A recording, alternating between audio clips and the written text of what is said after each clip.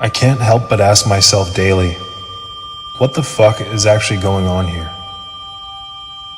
I have witnessed so many radical changes to this world in the 32 years that I have been here, most of them sadly drenched in evil. The enemy is busy building its empire, a dystopia built upon the ashes of a free world forgotten. AI, surveilled, digitized, genocide, scorched earth, hive mind, drone. We are being led by demons, masquerading as our saviors, an iniquitous oligarchy composed largely, but not entirely, of an elite class of psychopathic technocrats, eugenicists, behavioral psychologists, etc. Operating entirely through subterfuge, this consortium of evil has created a most genius veil of camouflage, enabling them to quite literally pose as a knight in shining armor coalition of humanity's saviors, promising to liberate the masses from the very afflictions that this inner circle of evil gave birth to. Ephesians 6:12, for we wrestle not against flesh and blood, but against principalities, against powers, against the rulers of the darkness of this world, against spiritual wickedness in high places. I've said it once and I'll say it again. The secrets of the human body, the secrets of this world, etc. have been veiled for far too long.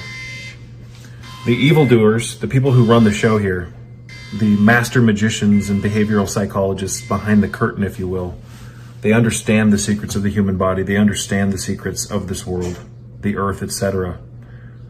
They understand the secrets of shamanism and mind control, etc. And they use that wisdom, they use that knowledge against us.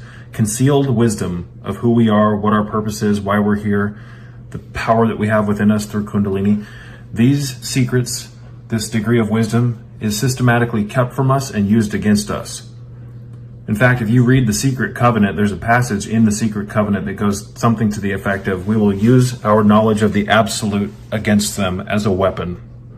Regardless of whether or not that document is fraudulent or not, it still contains hardcore truths about the way that this world is being ran by those vampires in charge behind the curtain, the people who pull the strings.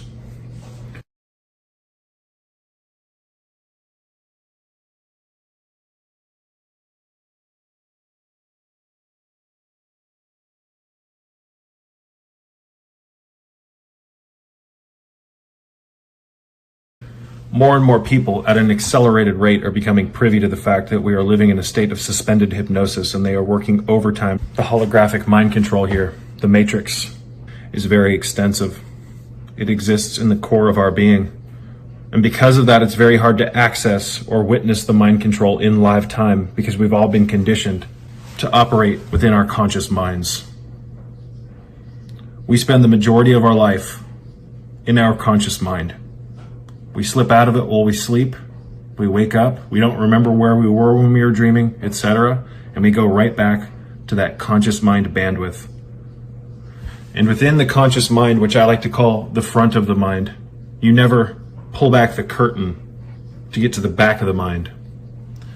And behind the curtain of the front of the mind, there's a vast reservoir of not only untapped power, but foreign installations that are operating on a auto loop, and you're not even aware of them. And these foreign installations are dictating your life, your thoughts, the content of your thoughts and feelings, your emotions, your degree of happiness or lack thereof, etc. This is why they want us stimulated all the time, folks, because overstimulation takes you and keeps you in the conscious mind. You never have silence. You never have equanimity when you're constantly being stimulated, when you're constantly in the conscious mind, which nowadays we use the outer fringes of the conscious mind. And the outer fringes of the conscious mind are survival and reproduction, making ends meet, right? All the chaos out here, work, burning the candle at both ends, just barely making it. It's absolutely unfortunate. It's very sad that us humans have been put into these suboptimal conditions for so long that we've actually learned to think that it's normal. We've developed or created a culture around the chaos. Jesus Christ. So magic is a system of tools that we use, rituals, meditations, mantras, yantras, etc., that we use to systematically peel back the curtain that separates the front of the mind, the conscious mind, and the subconscious, the unconscious. Know thyself, right? That is one of the most important axioms ever, to know thyself.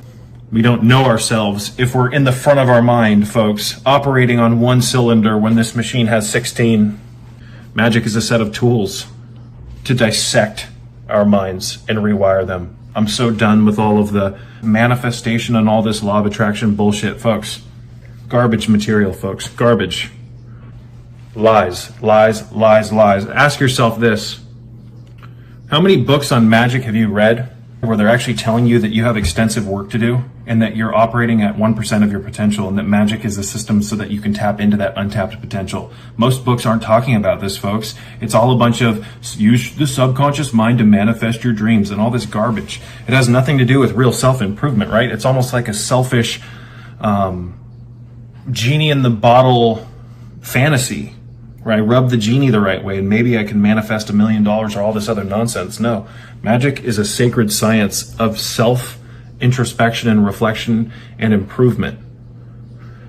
We enter into states of consciousness while we're doing our rituals and our meditations that change the fundamental brain waves of our brain and allow us to enter into a realm almost between slumber and consciousness. And in that, we peel back the layers of the programming. We become privy to the programming, all of the internal dialogue, all of the foreign installations that were installed into your consciousness by default as you grew up in this crazy culture. How many of you guys are doing the full body relaxation exercise for more than 5 minutes every day or once a week even? You can start to remove the mind control and the foreign installations of the Archon by relaxing your body, learning how to use your mind to release all tension in your muscles. Get rid of all the cobwebs and the junk, and then rebuild. So we have to act like surgeons, and that's really what magic is. It's self-surgery on a mental, psychosomatic level. It's not going to be easy to do all these things during the day, right? When you have all these obligations, when there's people calling you and all this other nonsense. This is why we embrace, at least some of us, the nocturnal path, the dark path, the road less trod, so that you could have isolation, introspection, and reflection. The night is like the reflection of the day, but it's this obsidian, it has this much different feel to it, this ether to it, this almost obsidian vibe. So the nocturnal path is one of the easiest ways for you to get extensive amounts of work done with your magic and your alchemy, because you finally have time alone. And contrary to a popular wide-scale upheld belief by the masses who are interested in magic, magic is not about being in a group. Magic is a self-introspection system. It's very personal. It's very intimate. It's for you and you only. I'm not saying you can't get together with people and cast rituals and things like that, but ladies and gentlemen, until you purify thyself, how the fuck do you expect to get with some group? You know, whenever it's ridiculous.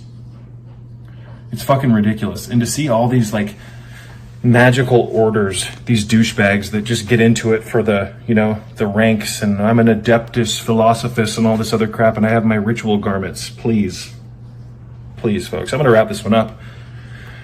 Use your hands as well. We're going to talk about that in an upcoming video. I don't really talk about this much on the public channel. I've talked about it in the Patreon page.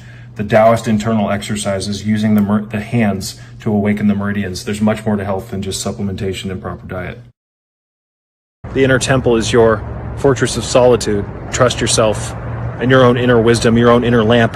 How many of you have an inner lamp here? This is a chaotic matrix grid, a very sophisticated mind control hologram that we're living in, folks.